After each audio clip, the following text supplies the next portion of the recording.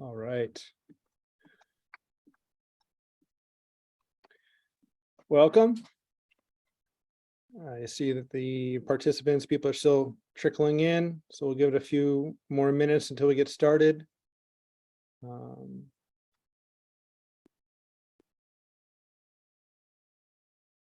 Can everybody hear me okay? Loud and clear. Got a thumbs up? Great. Fantastic. So people are still trickling in. Seems like our AV setup is working. I can see all of you. I can hear you. Hopefully our audience can as well. Welcome to the first in a series of live discussions with what I think of as the developers and the people building the infrastructure of psychedelic medicine and psychedelic therapies. And so it's really exciting for me and an honor for me to introduce the executive leadership team from Reason for Hope, which is a policy and advocacy group that is, as we'll learn today, from my perspective, doing some very cutting edge and on the ground, behind the scenes work to advance psychedelic medicines and therapies at both the state level in the US as well as the federal level. And so what I'll do is I'll ask our panelists to introduce themselves briefly, and then we'll jump in. And for the audience, we're looking at about a 45 to 50-minute conversation, and with some few minutes left over for questions for the panelists. You'll be able to drop your questions into the question box in your Zoom screen. And so without further ado, let's jump into it. It's a pleasure to welcome this group, and let's start with Mr. Brett Waters. Why don't you introduce yourself and tell us a little bit about your background? Sure. So I am an attorney at Winston & Strawn in New York City, in a practice area that has nothing to do with this. Don't have any clients or formal practice in this space, but I got involved initially through my policy and advocacy work with the American Foundation for Suicide Prevention, and I got involved in that work, as many people do, from personal experience, personal loss. I lost my mom to suicide in 2018, which was my first year practicing out of law school, and then I lost my grandfather, World War II veteran, fighter pilot, who had his plane shot down in the South Pacific, and comes from an era of people who don't talk about their trauma, and never spoke about it. But he took his life when I was young, and then my family never spoke about that, and I didn't even know about it for a long time growing up. And that when I lost my mom, I just kind of decided, like, this is enough, like this has to change, and got very involved in policy advocacy work with AFSP, and that is how I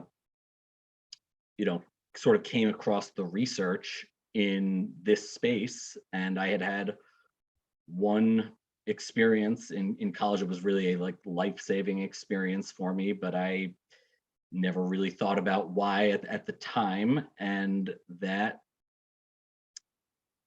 kind of created a this was after I lost my mom, so that created a kind of another layer of guilt that I had this incredible experience that I just considered a miracle and never really looked into it. And then the deeper I got into this space, the more people I met that are going outside the country, going underground, doing whatever they can to find healing through this treatment. It has been difficult to to kind of live with that thought of how did I not know this before? How did I not see it? And that's really been kind of the motivating force behind this work, is that I come from a just perspective of there's so much promise here, and there's such a problem with mental health care in this country, and it just doesn't, the policy, the law, it just doesn't make sense to me. And so that's kind of my my perspective that's driving it. And was fortunate to meet my great co-founders here, Dr. Averill and General Steele, and I'll turn it over to Dr. Averill to introduce herself. Thank you, Brett. And thank you, Zach, so much for having us. It's really a pleasure to be here with you and be here with the audience. So I am Lynette Averill, or Dr. Averill, or just Nettie, any of the above. I am now an associate professor at Baylor College of Medicine in Houston, and also a clinical research psychologist at the VA, also here in Houston, and still maintain faculty appointments at Yale and the National Center for PTSD. I will note all opinions are my own. I am speaking only on behalf of myself and not as a representative of any of the institutions I just noted. But in terms of my own journey into this work, I often say I feel like I've kind of been on this path mostly my entire life. Similar to Brett's story, I experienced loss at a very young age. My father was a Vietnam veteran and died by suicide after years of struggling with ineffective treatments when I was 3 years old. And I do not have any memory of him whatsoever, but certainly grew up very aware of the effects of stress and trauma, not only on the individual who experiences those things themselves, whether that is war or other things, but also on the family, the friends, the community who experienced so much of that in parallel, and was very interested in, certainly early on, how do we keep other children from losing their parents? And I suppose that's still a huge motivator for me. But also, how do we keep people from struggling? How do we keep people from having so much day-to-day life lost, so much meaning and purpose lost, so much actual life lost? And in parallel to sort of having this interest in the effects of stress and trauma and better understanding that, my mother and some of my parents' friends were always incredibly transparent and incredibly honest about their experiences, which I think was a really wonderful thing. I will say sometimes growing up, I felt like, wow, maybe not quite so much transparency, but I would hear a lot of stories about their psychedelic medicine use at the end of the war. And I was very struck, again, very young, at how different those stories were in content than the stories I would hear from, older cousins or from the high school kids about alcohol or cocaine or any of these other things that people may be using. That it was never about getting high. It was never about having fun, at least for this select group. But it really was about finding connection. It was about sort of finding themselves again, finding meaning and purpose. Certainly for them, finding some sort of sense in what they found to be a senseless war and loss of life. And just kind of thinking at that time, like, wow, that seems like there's really something useful there.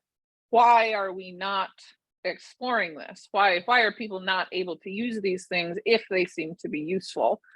And as I have continued, academically and professionally, studying all of those things, studying PTSD, suicide, depression, chronic stress, studying the neurobiological mechanisms underlying these things, and studying how we treat these. How do we treat stress and trauma-related concerns? And I think, unfortunately, the reality is that we don't treat them well enough at this point. Mm-hmm.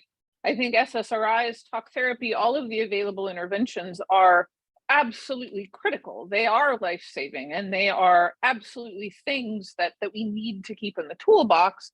And like everything else, they have limitations. They do not work for everyone. And so we need to add to the toolbox. And I think that psychedelic medicine and assisted therapies are an absolutely critical tool to be further pursuing, further researching, shifting policy so that they are easier to investigate, easier for people who need them to access them in a safe and ethical way. And so, many things more I can say about this, but have been very actively involved in research within the last few years, kind of initially starting with ketamine research and then expanding into more traditional psychedelic research.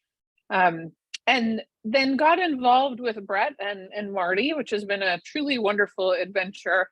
After I served as subject matter expert for Texas, House Bill 1802, which I think really did a landmark thing, where Texas has funded a clinical trial, has written a check for a clinical trial of psilocybin for PTSD among veterans.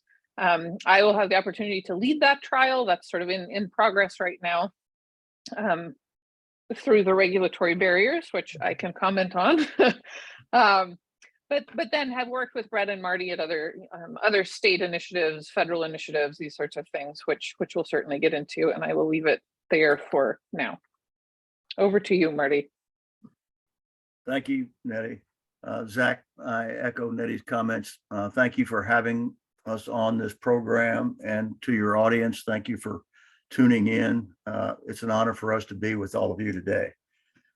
My name is Marty Steele. I live in Tampa, Florida, and I had the privilege to wear the uniform of a United States Marine for 34 and a half years, enlisting in 1965, immediately going to Vietnam, and then coming back, and was commissioned subsequently as the youngest officer in the Marine Corps at age 20, and then rose to the rank of 3-star general to be the chief operating officer of the Marine Corps, where I retired in 1999 from that position.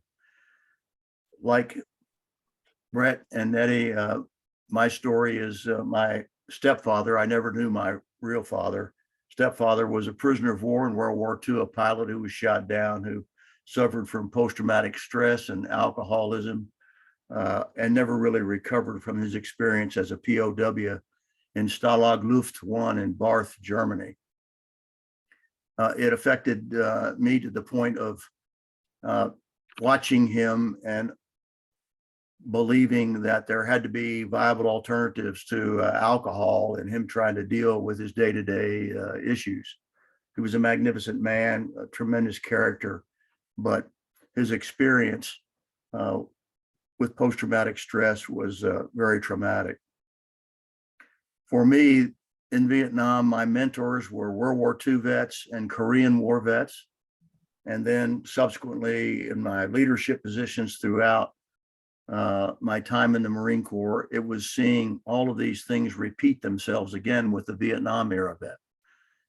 And the need for something other than traditional methodological approaches using SSRIs to treat the comorbidities between traumatic brain injury, post-traumatic stress. And I was continuously involved in all of that. I came to the University of South Florida in Tampa in the Office of Research and Innovation, working with scientists who were looking at these comorbidities, brain stem cell research, military sexual trauma, prosthetics, robotics, burn victims, the polytrauma of the individuals out of the cohort that were coming out primarily from the 20-year endless war exacerbated by 9/11.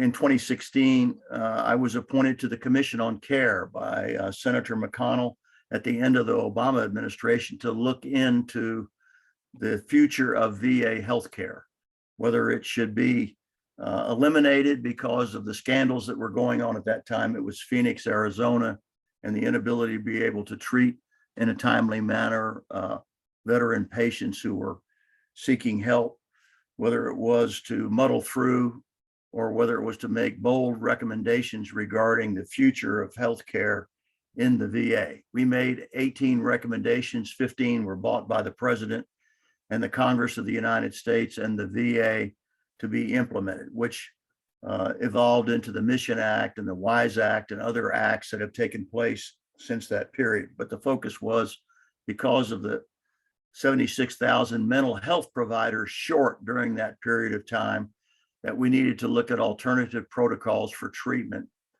in the mental health space. I testified 3 times before the Congress in regards to suicide prevention and mitigation. And my firm belief is that we have an opportunity through these protocols and through these innovative technologies with proper oversight and safety and ethical behavior to change the face of mental health treatment in our country. And that we encourage the VA to be a vibrant part of all that, and all the organizations that we've worked with at the federal level, the legislators we've worked with, and then the states that we'll talk about throughout our session today, Zach, with what we've done in combination with the organizations from the Veteran Mental Health Coalition that we've formed to be able to kludge together all of our efforts to find alternative approaches to not only save lives, but to make them productive members of society and have their families feel safe, to ensure their way of life in America is the best it could possibly be for all the selfless sacrifice that they provided to preserve our way of life. And with that, I'll turn it over to the first questions. Well, thank you all. That was, oops.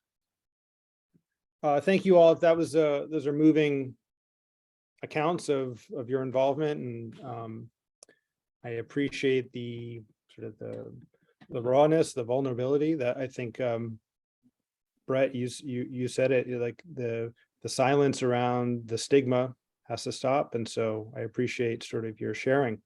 I suppose we can jump into this by the way I would set this up is back in July, The Intercept, I'll put this into the chat here, wrote about, used the headline, "The Biden administration plans for legal psychedelic therapies within 2 years." And I think that set off a series of other publications wrote about it. I wrote about it.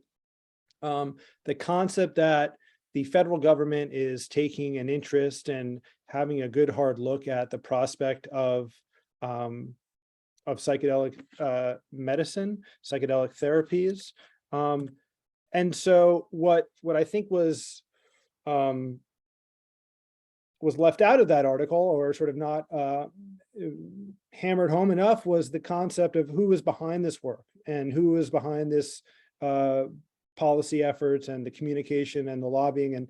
And I've gotten to know Brett over the last several months, since I started reading about the policy work in some of the East Coast states, Connecticut in particular, that I believe you helped author. And so, Brett, do you want to just give us a sort of the overview of sort of where your work, the pockets that Reason for Hope works in? I know it's a very varied sort of playing field, but if you want to stratify for us where where your efforts are sort of localized. Sure. So yeah, that article,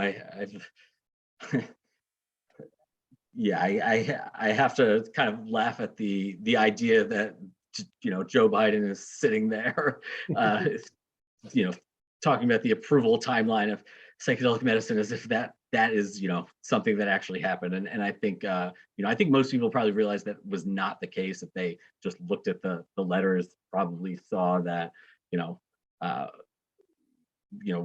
the legislators that we work with to write to HHS cited the timelines that are publicly available. I don't think those timelines were a surprise from anyone. I mean, I think, yeah, they're pretty widely reported on, and certainly are not, you know, a definite thing. But what the letter was saying is that, okay, yes, we recognize that this stuff is coming through the FDA, and yeah, there are things that we should be doing to prepare and to help you know, bring these treatments to market, because I think everyone recognizes that it's a complex issue with, you know, overlap between the FDA's responsibility, the DEA's responsibility, and, you know, with rescheduling and what that's going to look like.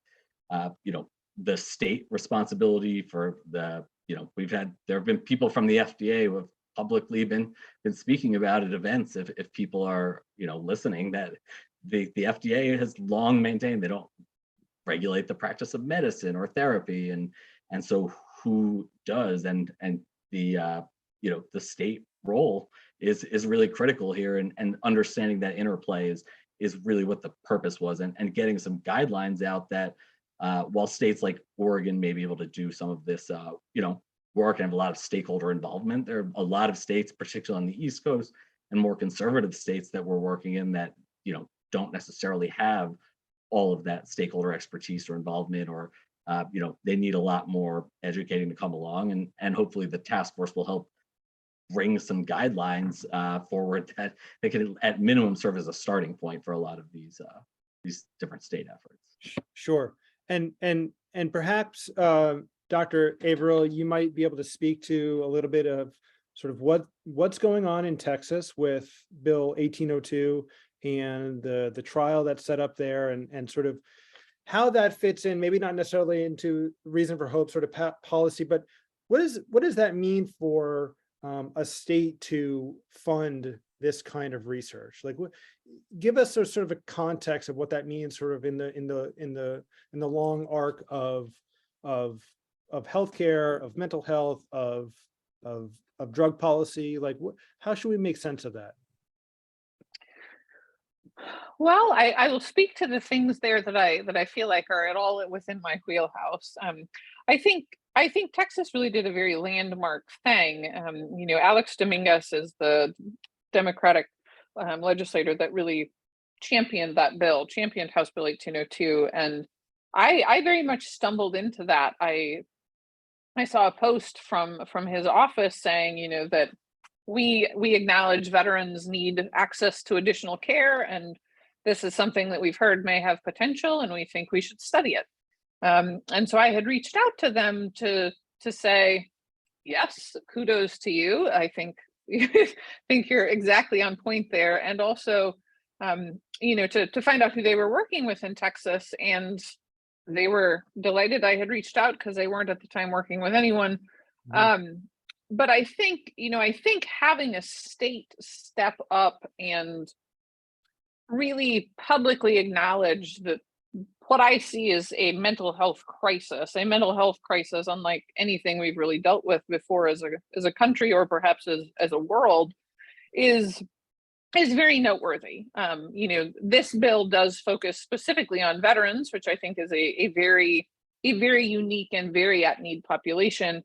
And something that's really wonderful about research in veterans is that research in veterans then trickles down to everybody else.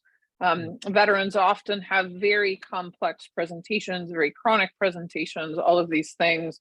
And so being able to evaluate drugs, being able to evaluate novel interventions broadly in veteran populations, I think is incredibly useful in terms of generalizability to other populations. Right. Certainly, I am in no way saying that veteran only studies are the only thing, and then we don't need to do other research.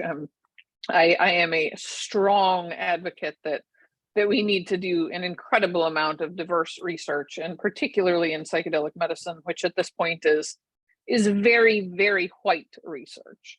But I do think Texas really did something landmark in putting forward money to fund a trial, of an experimental medication, particularly an experimental medicine with a fair bit of stigma, a fair bit of misinformation around it.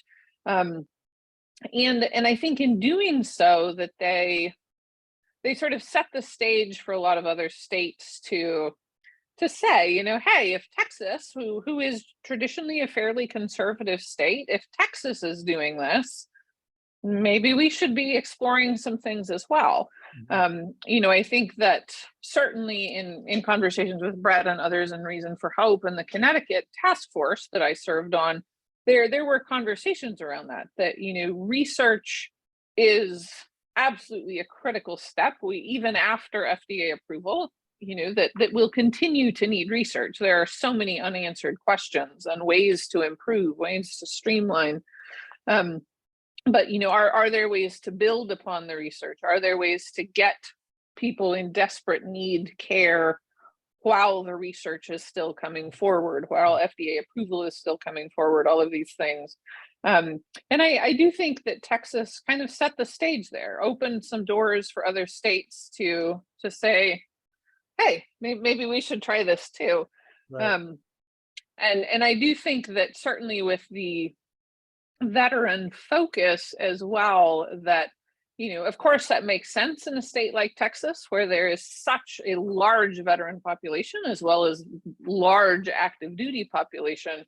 I think that also carries a lot of weight, acknowledging the great need within the veteran population, and that we really need to be doing more for our veterans and for our citizens at large. But yeah, I think in terms of where the study is right now, we are working on contracting, we being Baylor College of Medicine, working on contracting with Health and Human Services, which is the Texas entity that will oversee the study, oversee the grant. Yep. And like any sort of contracting, these things are very slow moving beasts, with lots of back and forth between legal.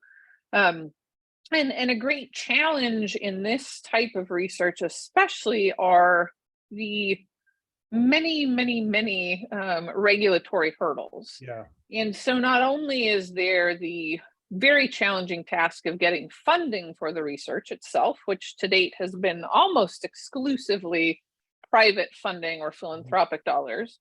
I suppose that's another thing that is very unique about Texas, is that they were one of the first to put forward governmental money. So getting money at all is a big hurdle. Getting, though, through the various regulatory hurdles for a Schedule I drug, for a drug that is currently illegal to use within the US, requires FDA approvals, DEA approvals, various safety procedures, you know, to get DEA approval, all of these things. And so that's sort of where I am in the thick of right now, is getting all of those various approvals, working out all of the legal things. Gotcha. And then I'm hopeful that we would start enrolling maybe around the beginning of the year, but of course these things are very hard to know what in reality that time frame will look like. Sure. So I was just gonna, I thought I might go into Connecticut and sort of like ask you to paint a picture of the sort of the policy proposal, or where that stands, and sort of the architecture of how something like expanded access is to sort of be leveraged in this. I'm not sure who the best panelists would be to speak to that. Brett, might that be you? What's going on in Connecticut? Sure. Yeah, I'm happy to speak to where it came from. So I think that while Texas did an amazing thing putting funding forward, and certainly we agree that we all need more research. Double blind, randomized controlled trials are not the only form of research that can be done, and particularly we saw a need with a lot of the veterans and other people that we were working with who are have exhausted treatment options, and the FDA has an expanded access program that's supposed to be for those people to be able to access investigational new drugs. And MDMA has already maps had I think 50 patients on their expanded access IND. Psilocybin I don't think had any IND open yet, but that is really where we saw an opportunity that we can help get people actual treatment right now, and do it under protocols, get data collected and analyzed, and it hopefully will not be limited to just Connecticut, but several other states that can do both, like build on that similar protocols, but also investigate other forms of therapy that are see where we can maybe decrease costs in certain ways that will make this more accessible, and will provide more information for insurance, information for best practices, and we're going to need a lot of data to be able to glean different signals from the information that we learn, but it's a, kind of a starting point that both will provide access to those who are in need right now, and ideally provide more information that, we'll be able to utilize moving forward.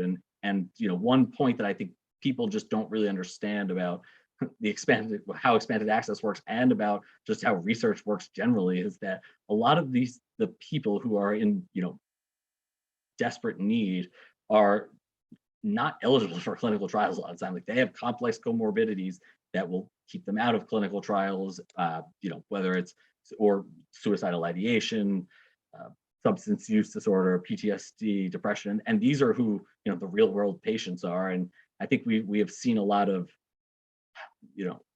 I guess, failures of the current era of mental health and the SRI era with, maybe these drugs work for a period, they may help a subset of people for a period of time, but they weren't studied in long-term settings. And there's, a lot of limitations that are being exposed right now. And the concept here is like, shouldn't just be expanded access, but really, like, we need better data collection and analysis and long-term follow-up and understanding of how, what the longer term impact is of this form of treatment. And so Sure.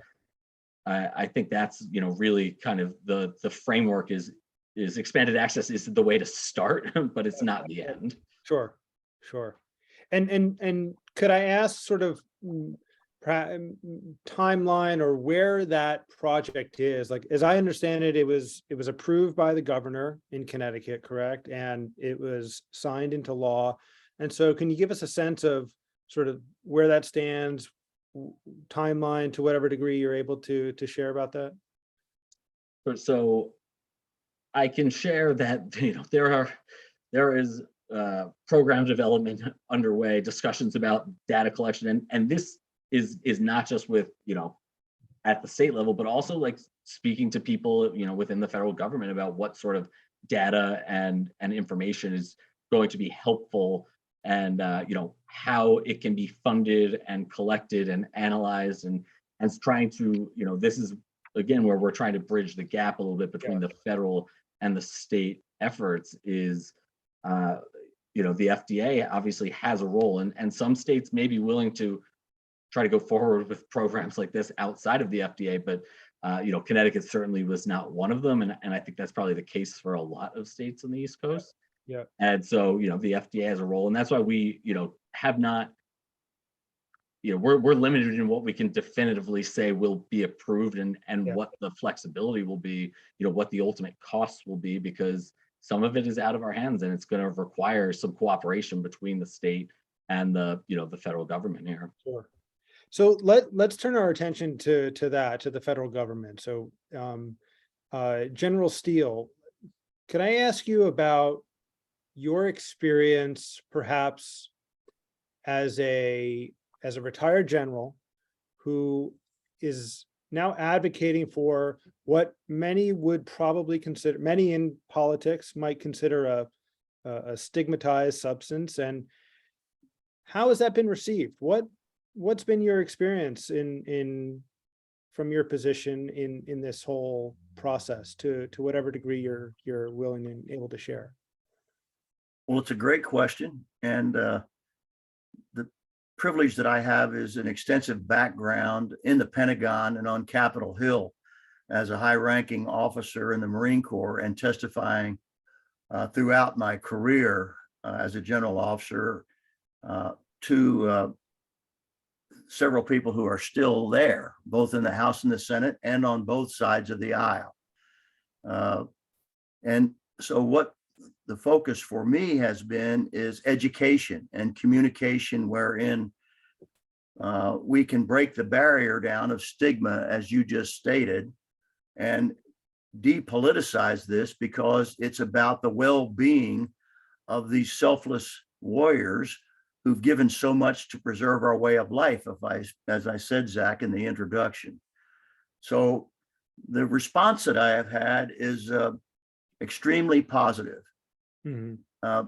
The relationships from the people that I've worked with in the past and established over the years, most of them are about the need to be informed and educated, and what we've done and why we're doing it and how we're going to overcome the overarching stigma, which, you know, goes back to the 50s, 60s, and 70s for some of the older legislators, if you will. I mean, the Timothy Leary era and the stigma associated with psychedelics. And I'm able, because I'm of that age, to be able to communicate on the same level about an understanding that these are alternative medicines, and that we're not talking about use socially. We're talking about healing and oversight and treatment protocols and therapies that are followed up. And most importantly at all, to answer, Zach, your very poignant question, it's the unconscionable nature that we have had over 1,065 veterans go outside this country to get treatment to save their lives and to save their families. And it's just unconscionable that that condition exists, and it's costly. And our not-for-profits that are with us along this way, part of the entire effort, subsidizes those costs. And the results are transformative. They are of tremendous success, where the success of using SSRIs, I call it pejoratively a bag of pills, whether it comes from anyone but the VA for this discussion, does not work in less than 20% of the cases. And it takes a long time.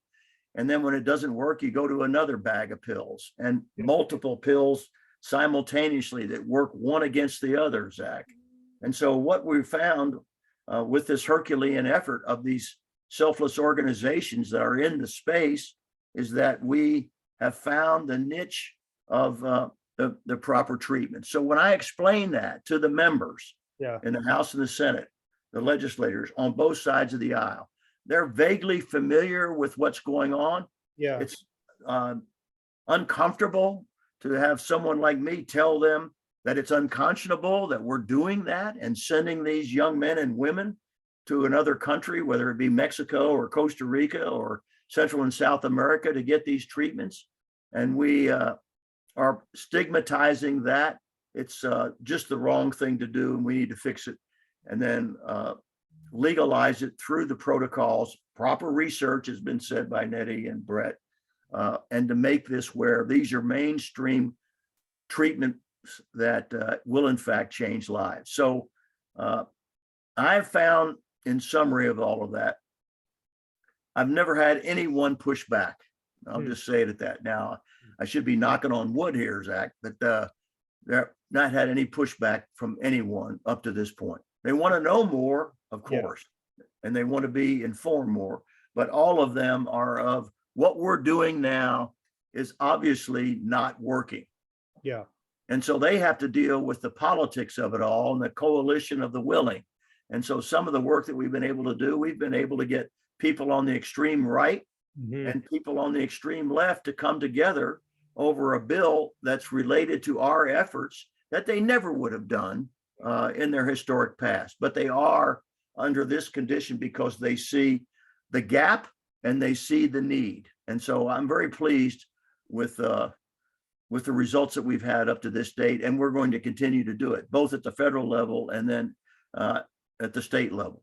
So I hope that answers that question. Yeah, very much so. Thank you. And that bill, are you referring to the Right to Try Clarification Act? Is that the? Well, that's part of it, and I think that Brett can speak to that a little bit, because I mean it's a piece of all this, but not the whole. But Brett, you want to make comment about that?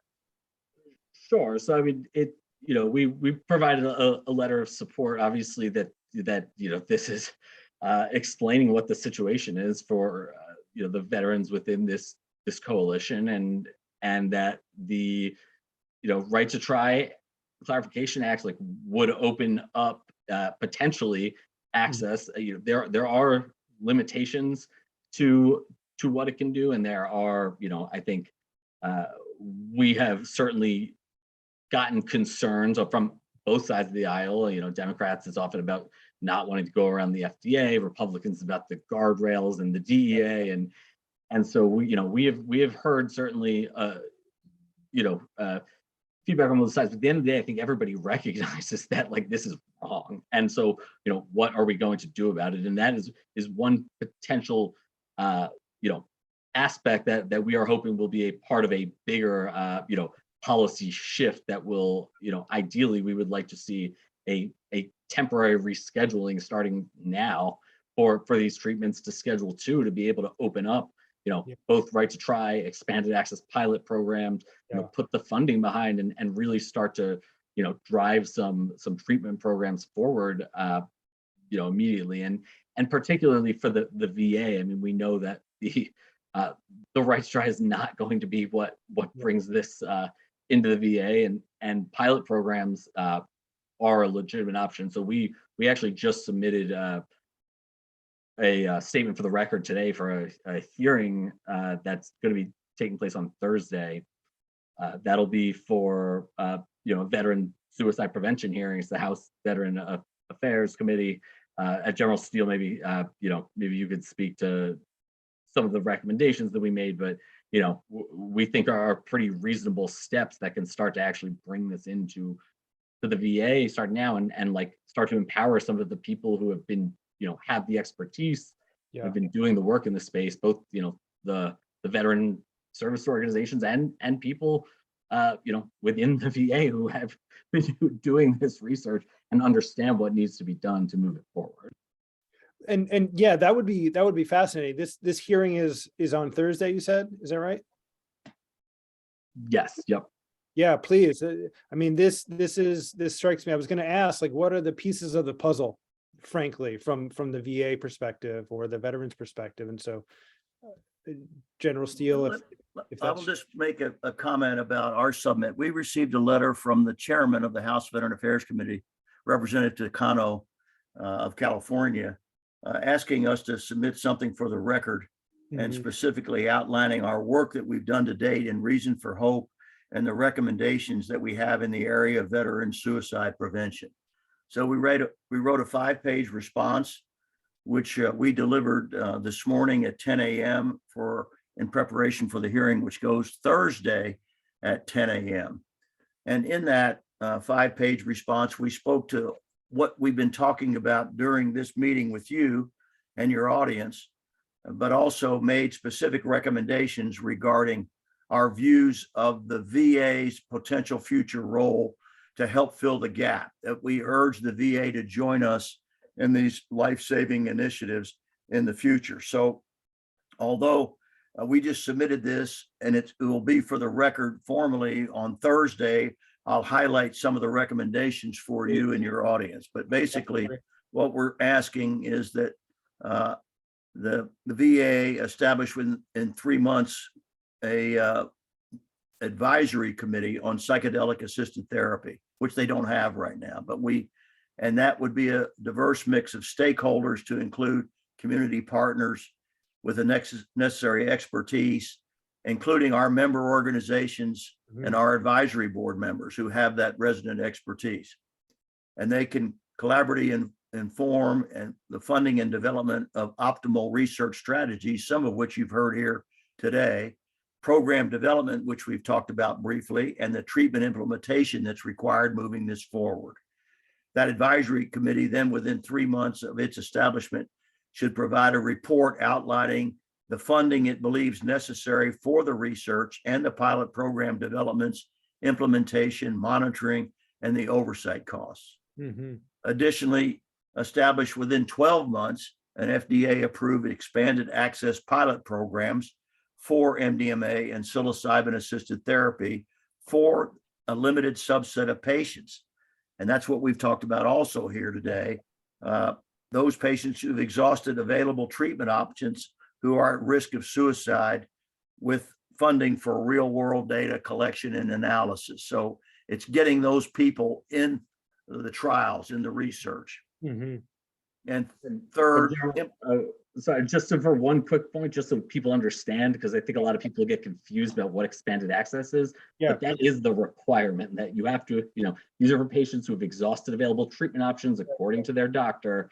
And, that is like part of the definition of what expanded access means under FDA regulation. So I think sometimes there's confusion that, or lack of understanding that it is actually a federally defined process for how you get access to that treatment. It's an established Established practice. It's program. been around for quite a while. Started actually has roots in with cannabis and HIV, the HIV epidemic. Yeah, it's that's fascinating. And so the Sorry, if you want to finish, just I think there's Yeah, just a couple of other points, Zach. Yep, please. We wanted to make sure that this was in scope and size across the spectrum of the VA in at least 5 specially designated regional facilities throughout the country. So it wouldn't be just marginalized in one certain area, because we need to get access to veterans who are in remote areas throughout the nation also in the process, who necessarily may not be involved in something like this. And then the third recommendation, fund and implement within 12 months research focused on MDMA, psilocybin, and combination therapies utilizing both ibogaine 5-MeO-DMT and combination therapies utilizing both psychedelic assisted therapy protocols involving group therapy, evidence-based gold standard therapies, which we have now, and the use of peer support specialists to reduce the burden on licensed providers, and the protocols that include and treat rather than exclude, and this is a repeat, but it's a key point, veteran with suicidal ideations or prior attempts. That's been a restriction in other research areas because they are severe cases, and we're saying we have to have them in this research to be a participant in it. So that's fascinating. Yep, and that's ideally it'll be reviewed by the committee and the VA. The hearing, primarily the witnesses are from the VA to speak about a myriad of things, examining the broad range of the Veterans Affairs, suicide prevention, intervention, and postvention programs. But these are the kind of inputs that we think are critically important for the VA to expand the scope of understanding of what is happening that they're not intimately involved in, Zach. Well, I appreciate that overview, and that's a pretty extensive and comprehensive sort of list of suggestions. So I'm excited to see where that goes. I suppose for the sort of the remainder of the time, there was a mention in the articles of support for the press release of the Right to Try Clarification Act about a interagency task force, a federal interagency task force on psychedelic therapies and medicines. And so, and I'm curious to whatever degree you're able to speak about this. I know it's in development and it's kind of ongoing, but broad strokes, what's the rationale? What's the need? What's the thought behind this entity, and if you could scope it out to whatever degree you're able to for the audience, what's behind this?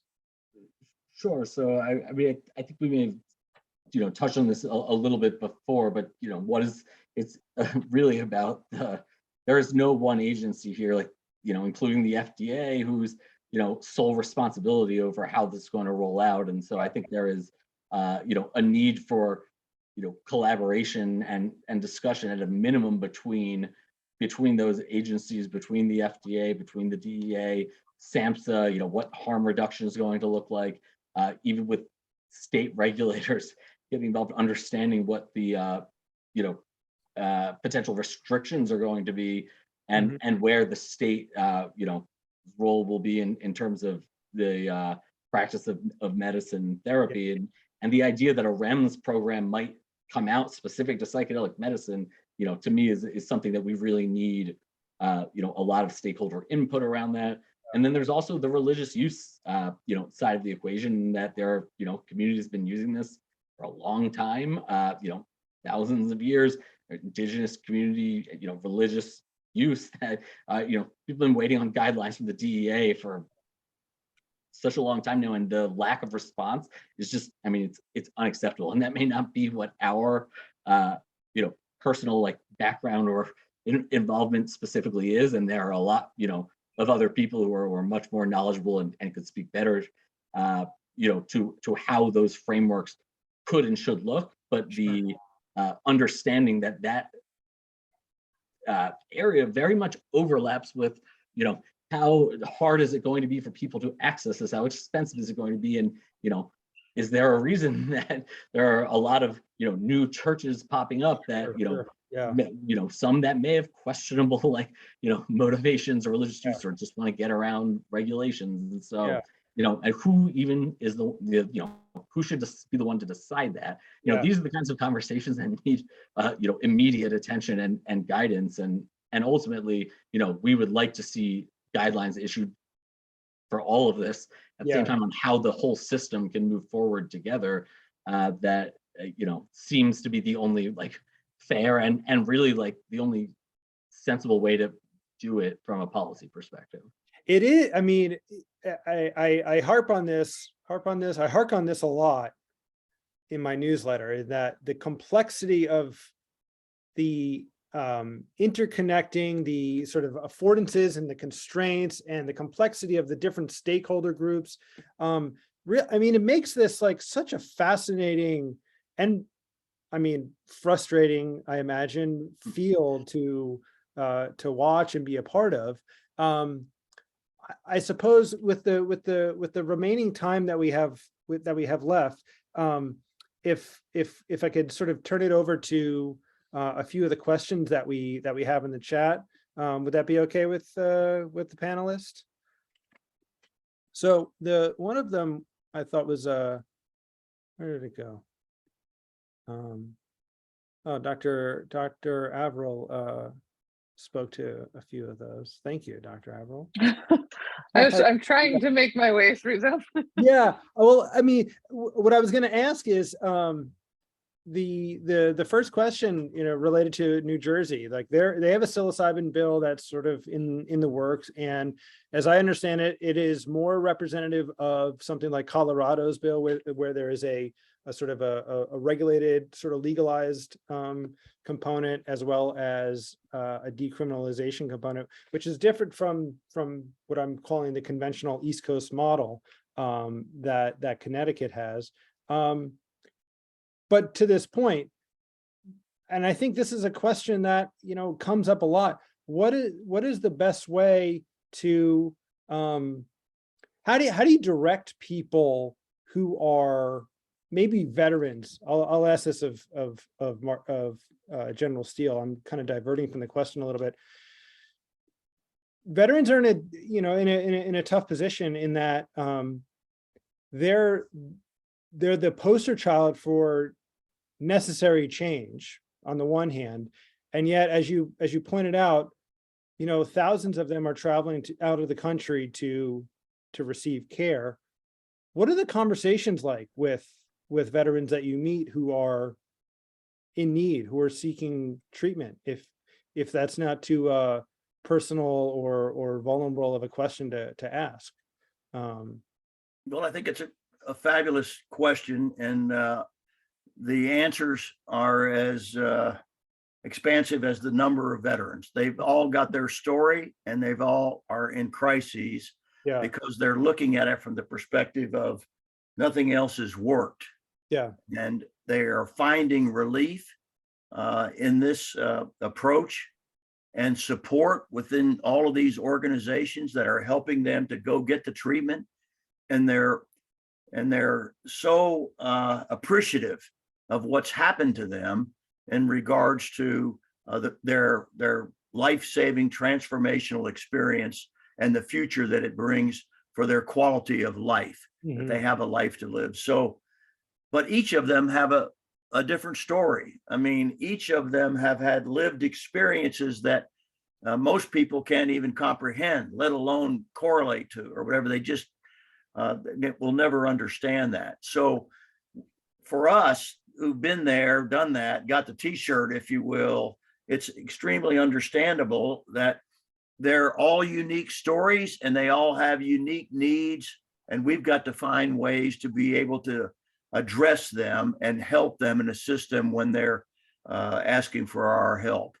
And these organizations that we have in our coalition have just been profoundly committed and talented in making all that happen. Yeah. And they're changing lives. So for me, being involved in this space for such a long time, at the academic level and the research level in academia, but I'm the University of South Florida, where I worked, is adjacent to the James A. Haley VA Medical Center, which is across the street. Mhm. And it's the largest of the polytrauma centers, where they treat more blind, burn, paralyzed amputees with traumatic brain injury than all the other VA facilities in the country combined. So my extensive experience there was dealing with these young men and women who are undergoing treatment there. And they are also deserving of our help. And we've been able to take it beyond the traditional approaches, particularly if they haven't worked and they're begging for some alternative. And I will not go into that because they're private discussions, even though I'm not naming them.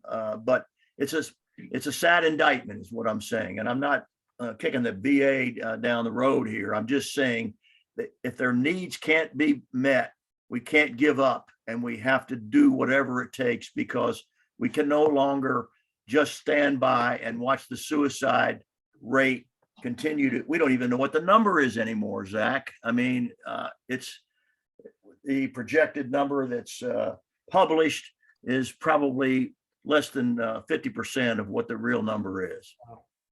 Wow. So, anyway, I hope that answers the question. Yeah, very. I appreciate that. I didn't mean to put you on the spot with such a sort of a personal question, but I'm curious. Yeah, I just wanted to, in the remaining minutes that we have here, highlight where people can keep in touch with the Reason for Hope, how they can support you, what sort of any needs there might be for on your behalf that we can request of our audience. I put the website into the chat, so that's there for folks to check out. So I wanted to address one quick question that I saw in there that was about, just one more point on the expanded access issue is that, there is not a actual requirement that you have to be a veteran or a first responder to get treatment. What the program is doing is it's funding. Like there's, a limited amount of funding that's going to be provided, and that is, the people who are technically eligible under the program to be funded through this, formalized state program. That is, I think a different thing from, other people can still get treatment. Sure. It's a matter of cost, and it's, expanded access is unfortunately very expensive. I will add a note that, our work in this space was almost this entire last year was just purely as volunteers. We didn't have a fundraising button on our website to donate. Like there's no money in this, and so our, and none of us have it, use social media a lot. So I think that has made it harder for people to really understand and follow some of what we've been doing. Yeah. And we are, we will have a new website launching soon, both for Reason for Hope and for the Veteran Mental Health Leadership Coalition, that will make it easier for everyone to engage, particularly with the federal work, because, we may not be involved in every state, but and as much as we're willing to support in all the different states, for the federal policy work, it will make it easier to understand the talking points and how to just reach out to your legislator with some templates for how to engage. And so we're excited to roll that out soon, and so updated information will be coming, but I appreciate you sharing the website in the meantime. Yeah, of course. Well, I'm looking at the time here. I know we've got a hard stop at 4 p.m. Eastern. I just want to thank General Steele, Dr. Averill, Brett. This was great. This is really helpful, really informative. I think people got a lot out of it, judging by the questions and the emails that are coming in. So thank you all for your time. And thank you for being the first guest on this new project of mine. I appreciate it. Thanks so much for having us and for your amazing work. Like really, congratulations. Great analysis that you provide. All right, thank you. I appreciate Congratulations. Stay with it, Zach. Thank you very much. Be well. Take care, everyone. All right. Thanks, everybody. Bye.